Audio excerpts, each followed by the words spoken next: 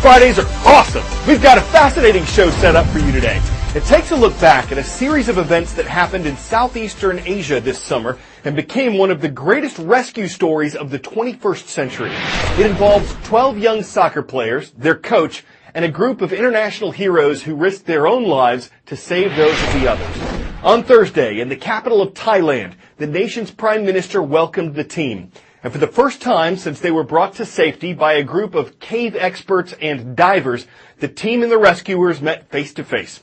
One of the men who volunteered to help said he tapped a diver on the shoulder and said, "They're there because of you."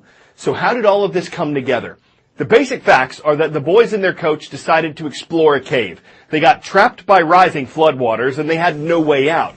They were found alive more than a week later, but they were hundreds of meters below the surface. There were large amounts of water between them and safety, and the boys didn't know how to swim. To make matters worse, more rain was in the forecast, and no one knew how high the caves would flood. But it's when you hear the details of where they got trapped, what was done to locate and help them, and how they were eventually brought back home that gives you a sense of how daring and skilled the rescue effort had to be. Has there ever been a cave rescue quite like this one? The Thai military, allied with an international team of volunteers, searching until the lost boys were found and daringly rescued in remote mountains in northern Thailand. So much of the drama happened in the dark, out of sight.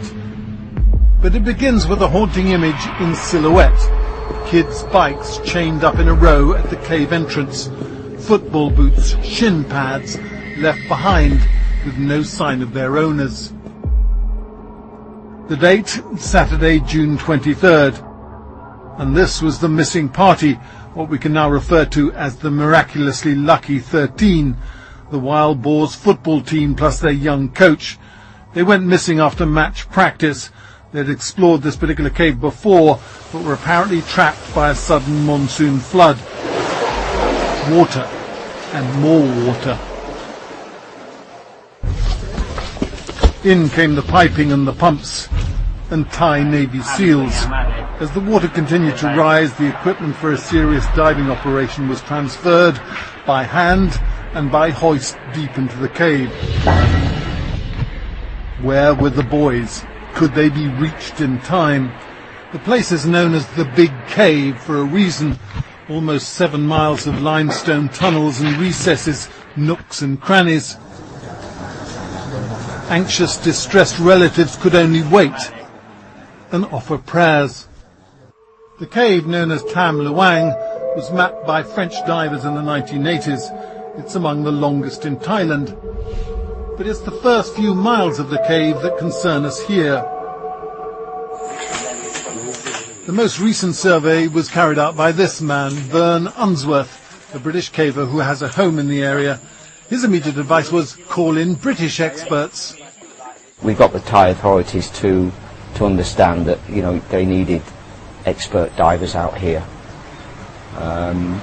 Because cave diving it's specialist, nil-vis.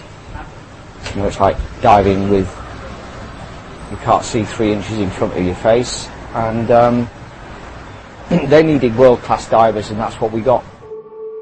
Rick Stanton on the left, a retired fireman from Coventry, and his diving partner John Volanthan, an IT consultant from Bristol.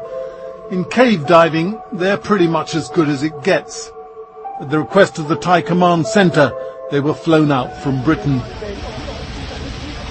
On the ground they almost passed unnoticed, just 2 guys in dark shorts, t-shirts and Wellington boots.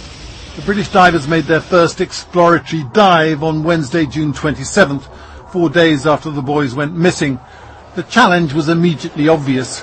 Water the colour of cold coffee, almost no visibility, swimming against a torrent of water, the engorged stream that runs through the cave. The divers were able to lay down a crucial guide rope, and on the 7th day of diving, on Monday, July the 2nd, they found the boys perched on a rocky ledge and were met by an unforgettable chorus of little voices. How many of you? 13.